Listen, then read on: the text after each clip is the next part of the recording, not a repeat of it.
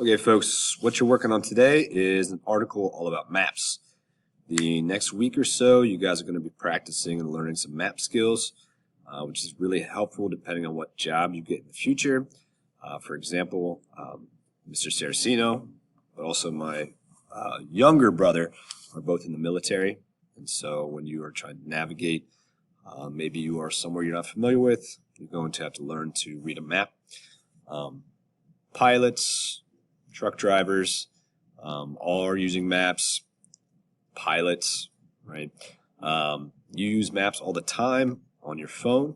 You use the GPS, but I know I've been places where I don't have cell phone coverage, and so I need to be able to at least pull up that map on my phone to kind of help me figure out, in general, which way to go until I get that service back. All right. Also, let's say you go to Hershey Park or some other place you've never been.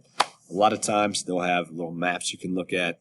So if you have basic map skills, you're able to kind of figure out, find your way around a lot quicker, make your life easier. So that's what we've been practicing, is learning a little bit about maps.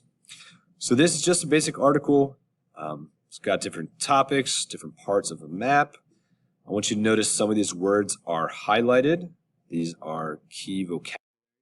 It's also hints for some answers. Because once you've read a couple pages of the parts of maps, types of maps, how they're used, you'll see that there's some matching, right? They'll give you a vocab word, and then you'll have to go find the meaning of that word or an example, and then you'll have to match it up or write the letter, okay, over here. So, for example, if I want to look at, let's say I want to find street map. Number 3. Well, I start reading down through my options, and so far I don't really like any of them. But I see one E, give names of roads to help people around the city. Okay, well I can go back through, and I'll look for the word street. Okay, right here, street maps. It's at the top, to find the way around a city. Okay, cool, that matches up. So then I would just come down here and use my magic drawing tool where it says street. Well, that was E. So I would put the letter E here. All right. And then I'd scroll down after I find all those. And here's a word bank. Again, it's matching, but this time instead of writing down letters to match, you're going to take the actual word and match it to the example or definition. Again, to help you guys out, in a lot of these paragraphs, they have bolded special words or important words that can give you hints. Now, at this point, if you feel confident, you know what you're going to do, just go for it. Go ahead and read and answer the questions. If you want to stick around, I'm going to read this article to you, and you can hear it while you read it if that helps you. So it's up to you. You can go work on it, or you can stick around and listen. So start at the top. It says maps. A map is a detailed image of a place that may give information, show where things are, tell how to get somewhere, or how far away a place is located. Maps often show a large area as a small picture. Coordinates. Maps often show the location of things or places. A grid of lines is placed over a map to form cells. Each cell has a letter and number. These are called grid coordinates. For example, the map on the left shows where places are located. The hospital is located at C2. The church can be found at cell A1. The library is located in cell C4. The question is, in which cell, where do you find the shopping? Well, I'm looking around. I see shopping up here. Well, that says D and 1. So it says if you said D1, you're correct. So that's how it works.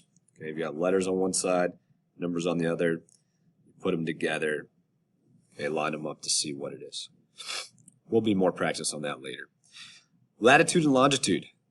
Some maps have vertical and horizontal grid lines known as latitude and longitude.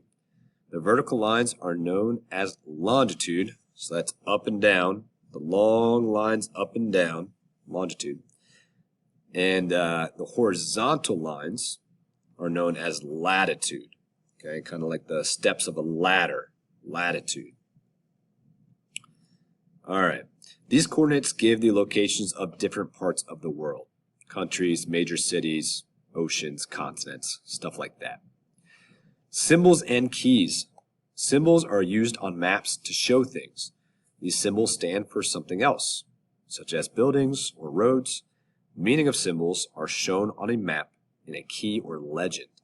Symbols vary depending on the type of map. Here's an example over here. Because you can't always write everything on a map, it might not be big enough. So you might draw symbols and then off to the side make a little key about what each symbol means. Scale. Maps are much smaller than the areas they show, so they have scales. A scale shows how distances on a map are related to real distances. For example, 1 inch on a map may be equal to 100 feet on land. So the map scale would be shown at 1 inch, which equals 100 feet. A map scale can help a person determine the distance between 2 points. All right, a compass. A compass shows the direction. There are at least 4 points on a compass, sometimes more. We'll get to that. North, south, east, and west. Each point is measured in degrees. North starts at 0. East at 90, south at 180, and west at 270. The whole way around, a compass is 360. Think of it like the angles you learned in math class. Okay, the entire circle is 360. You have your right ankle right there, 90 degrees, okay, 180, 270, 360.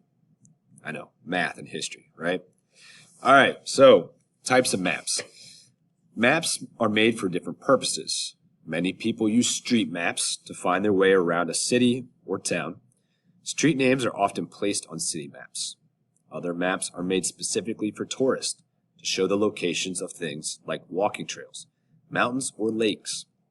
These tourist maps help people find places they would like to visit. Population maps show how many people live in a particular place.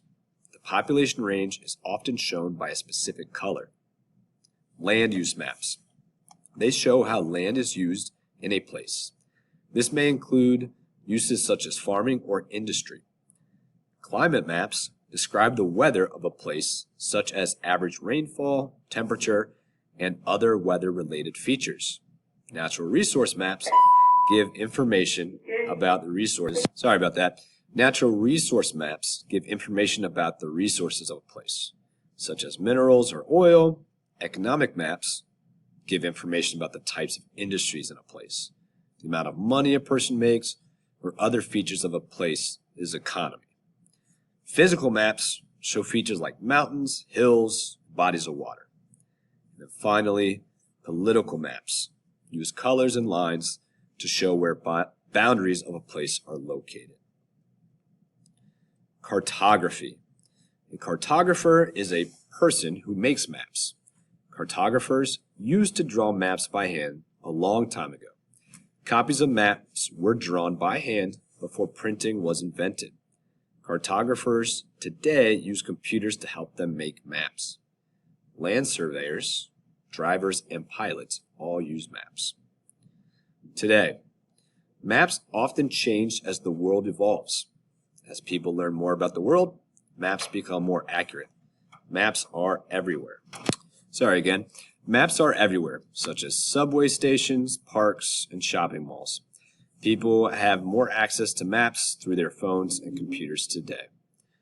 All right, folks, hopefully that helped. If you have questions, you can come find me later. Double check your hack. I graded a bunch of stuff, and go for it. Thank you.